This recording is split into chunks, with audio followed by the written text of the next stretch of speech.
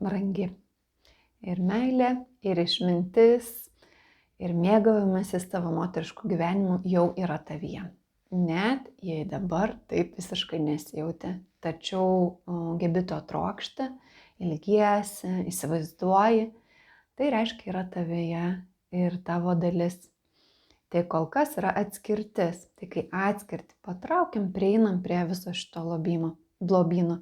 Dėl to vienas iš principų, kuriuo vadovaujasi dirbdama, yra, kad neturi kažką iš savęs padaryti. Tiesiog kelias yra prisiminti save. Prisiminti, pamatyti ir keliauti, būti tą. Tai tame kelyje tenka patraukti tuo, ko mes jau nesame, tuo, ko jau nebesim. Ir tai gali būti dalykai, kuriais iš vaikystės, paauglystės, gali būti tiesiog iš praeitų metų jau dalykai, iš tavo giminės istorijų. Tu nesi tokia kaip tavo prosenelės. Taip, tu paveldėjai labai daug dovanų, taip, galbūt paveldėjai ir daug skausmo. Tačiau tada ir vykdom tą sijojimą darbą, kad paleisti tai, kas nebėra mūsų. Tai ta apsauga, kurią gavo mūsų prosenelės, senelės, mamos, galbūt tu pati vaikystėje, stebėdamos suaugusius, gavai tokią apsaugą, kad nesaugu santykyje su vyru būti tokiai ir tokiai. Nesaugu būti atvirai, nesaugu būti pažeidžiamai. Tai daug tokių nesaugumų tikrai labai daug turim ir jie visi, ką daro, jie apriboja. Ir jie apriboja nuo tikrosios tavęs. Tai yra tas ilgesys ir yra kas už viso to. Tai kai vedu, tai patraukti tai, kas nebesu. Tai yra giminės programos, istorijos, tavo pačios patirtis skausmingos, tavo santykio šiame, kuriame dabar esi, o gal turėjai kelis santykius skausmingus, išvalyti juos ir perkeisti. Ir tada mes į tas patirtis pradedam žiūrėti kaip į pamokas, o ne kaip kažkas, kas mūsų žaloja, užgydydamos tas žaizdas ir paleisdamos tai, ką metas paleisti. Ir tokiu būdu priartėjom prie savęs. Patraukti atskirti savyje. Tada patraukti santykyje atskirti tarp vyro ir moters. Jeigu tavyje nusėdo, kad vyras ir moteris atskirti, kad vyras ir moteris supriešinti, tai ir gaju. Tačiau dabar mes einam tuo kitu keliu, patraukiam atskirti tai, kas mus skiria ir žiūrim, kas mus jungia. Tai ta atskirtis, ta atskirti patraukus yra tai, kas jungia. Jungia tave su tavo mylimuoju. Ir čia nebereikia tada šitame etape apsimetinėti tuo, ko nesi. Tai yra prieini prie tos tikrosios savęs, kai tu žinai, kas tu esi. Nebereikia apsimetinėti, nebereikia prisitaikyti vardan meilės.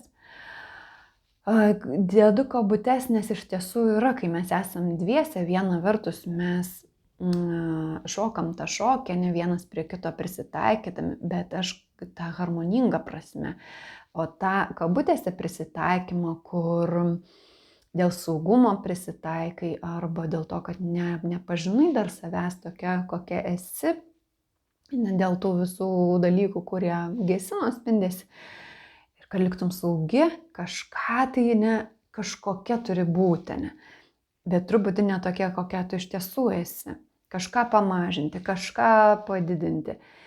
Ir tada ir formuojasi čia iš tokių mažų dalykų ta atskirtis. Tai be visų šitų prisitaikymų, be savęs sumažinimo, paminimo, tai yra, kad kaip tik be arba, tai yra ne, kad arba aš santykėje tokia ir tokia, bet tada atsisakau savo tiesos, ar savo veiklos, arba savo ten dar kažko, tai arba aš verslė, arba moteris klestinti šeimoje bei su vyru.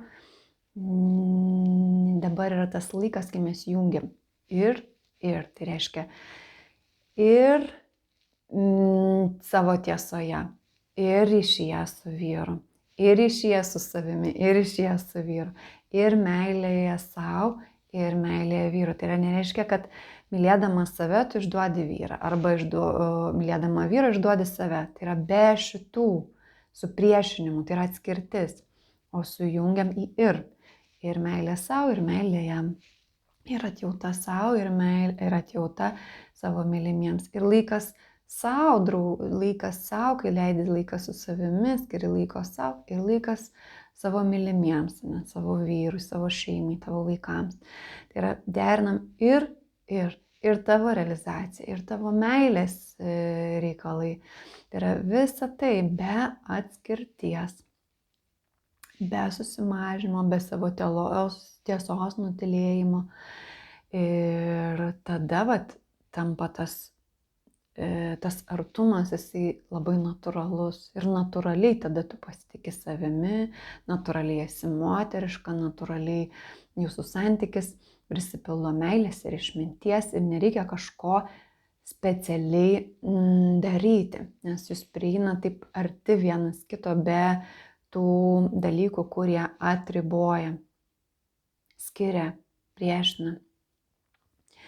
Ir jei jauti, kad norėtum į tą patekti, tačiau jauti, kad reikia palydėjimo tau šiuo metu ir kyla klausimų, kaip tą praktiškai padaryti, kaip yra nesupranti visą tai jauti, bet kaip tai padaryti tavo konkrečioje situacijoje, kai turi iššūkių su vyru, kai turi iššūkių gal suderinti savo kaip mamos su vaikais rolės ir vyru, savo veiklos, ir meilės reikalus savo kaip savo moteriškų kūnų kažkokius klausimus. Irgi kai mes atskirti turim su savo kūnu, tai yra mūsų vidinė atskirtis, kažkokio aspekto savo nepriemam. Tai tiek fizinio, tiek nefizinio nepriimimas ir formuoja atskirtį.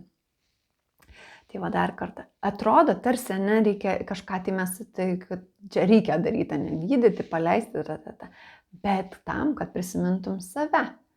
Ne tam, kad save kažką save spaustum, reikalautum iš savęs, bet tam, kad priartėtum prie savo esmės, kas tu esi. Ir spindėtum savimi, mėgautumėsi gyvenimu, mėgautumėsi savo moteriškumu, santykių su vyru, šeimoje, savo veikloje, kūryboje.